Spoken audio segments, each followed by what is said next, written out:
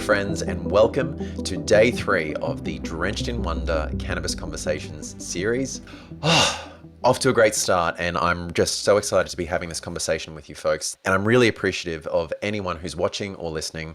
Thank you for being here. So today, I want to tell you a little bit more about my story and how I came to find cannabis after being, against it for so long, and to give you a little insight into how I use cannabis now as part of my daily life. So I've talked a little bit already about my first experience with cannabis, how I was against it, how a friend invited me over to try it. I didn't even know this friend was a cannabis user, but then the choice was there, the opportunity was there, and it was like, oh, okay, I am against this thing. I don't want to go down the path of drugs, but also I'm kind of curious and I want to actually, experience something in this life.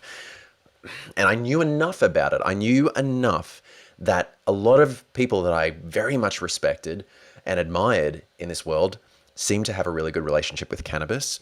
I also knew that there was enough information that had been made available to me to know that, okay, it doesn't seem to have killed anyone. That's good news. There wasn't a chance of overdosing in the traditional sense that it can kill you by overdosing. So it was like, maybe I try it. How much can I know if I haven't actually experienced this myself? And what do I actually know? I know nothing. I haven't experienced it. So I tried it. I went to his place and I was guided through the process. I remember the first time I saw it and they were grinding up the cannabis and they were chopping it using scissors. A lot of people don't like the smell of cannabis, but my God, the aroma was just heavenly and beautiful. It conjured an image of an enchanted forest in my mind. And I still just love the aroma to this day. And I remember these 3 friends talking together about how do we give Bill a really good first experience? Do we give him a joint? Do we give him a pipe to smoke? Do we attempt to show him how to use a bong? Which they decided for a first timer might be just a little bit too much. In the end, they settled on what's known as a waterfall, which is effectively a bottle with cannabis screwed into the lid on top. And they light the cannabis and they release the water from a hole that's made in the bottom. And it draws the smoke into the bottle, and you then take off the lid and you can inhale the smoke at your leisure. Okay, great. So that's what I did. I remember the taste of the smoke, and smoking is something that I never ever wanted to do. I've never even tried a cigarette and I never want to, but it was the only option available at the time.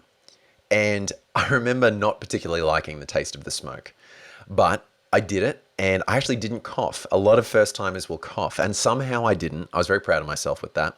And I remember it had been a few minutes and I was like, nothing's happening. Maybe I'm immune to it. Maybe, okay, it doesn't work for me.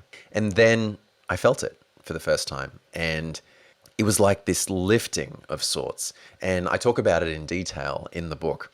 But I suddenly was just noticing so much. I was seeing so much and I was appreciating all these different things. Like I was appreciating the way my friends were speaking to each other. And then I would, trees blowing in the breeze outside, that caught my attention. It was like, wow, look at that.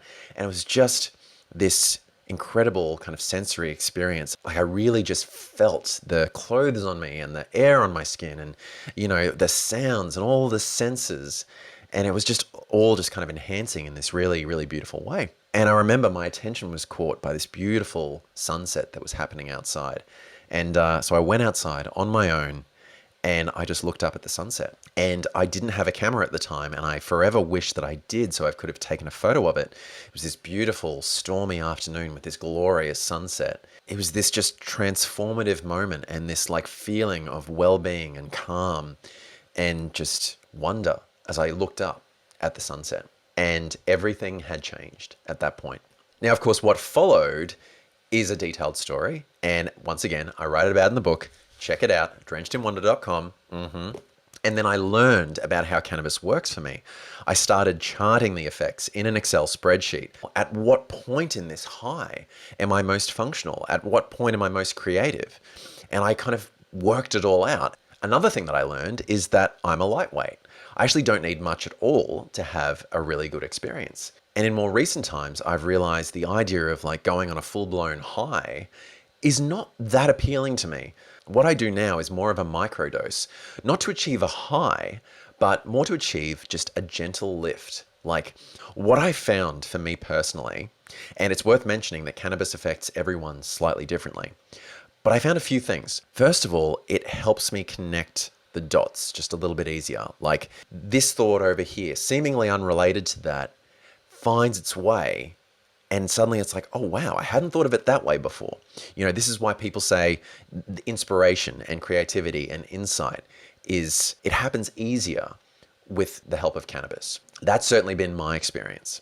The other thing that I found is that it brings me into quite a childlike place, like childlike wonder, and just like this sense of, wow, look at this big world that I'm existing in, you know? And I was more able to kind of zoom out and see a bigger picture with whatever the picture is that I'm actually looking at. Maybe it's the picture of humanity, you know, times where I felt like, oh gosh, you know, that person was really rude to me on the train or something like that. But then zooming out and thinking, oh wait, what has that person actually dealt with in this day that caused them to be like that? And then zooming out further, looking at our species, looking at the story of humanity and this planet that we're living on, you know, and just kind of seeing both the forest and the trees. I found that just incredibly helpful and incredibly beautiful. And this insight that gave me was just worth so much.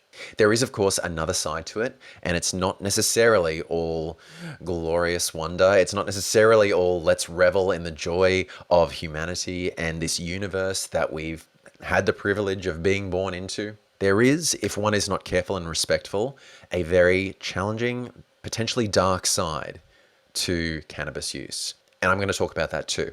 Very quickly, I learned that I didn't want to smoke, and I haven't smoked cannabis in a long time. There are many ways to ingest cannabis. I prefer a vaporizer personally. Now I use cannabis primarily in microdose form because I don't want to get to the point where the dots are connecting so fast, like that I can't actually capture them, that I can't process them. You know, and that can happen too. We go so high that it's like, whoa, the thoughts are connecting faster than I can actually process them. That can be quite an anxiety producing experience. But for me, it's just enough. Just like, okay, to see things with a slightly different perspective, like an elevated perspective, enough to get that insight without going so far that you're unable to see it, that you're unable to capture it. And that is how it is such a tremendous creative tool and a tool for wellness and wonder and just insight into the human condition, into ourselves. Whew, my gosh, like there's just so much to explore. And it's not necessarily saying that I wouldn't have gotten there in time. It's that with this extra tool that I have, the dots connect just that little bit easier, that little bit quicker. It helps me get to whatever I'm looking for, or whatever my soul is looking for, or my mind is looking for. I get there a little faster. And it's a very calming, very peaceful experience for me. It's not the same for everyone, of course. There are some who definitely should not use cannabis. And of course, anyone under the age of 18, it's a hard no. I'm going to talk about that soon. I'm sorry for anyone who's under the age of 18 and considering doing it. I really, really encourage you, don't. Not yet. I'll talk about it. Now it's all about balanced, responsible use. Finding that sweet spot so that I can utilize the gifts that cannabis offers without becoming a detriment to my life, without losing productivity, without losing joy and wonder, and without losing the relationships in my life, ideally, and still functioning as a professional, thinking, feeling human in this world. So that's an overview of how I found my way to it and how it works for me. I hope this is helpful in some way. Comment below, tell me your experience. Join me for day 4, where I'm going to be asking the question, is cannabis harmless? It's an important one, folks. I'll look forward to sharing more soon. Check out the book at drenchedinwonder.com, currently live on Kickstarter for its very first printing. Support it if you can, folks. It's a really special thing. Thank you again for joining me, friends. Be safe, be smart. I'll see you soon.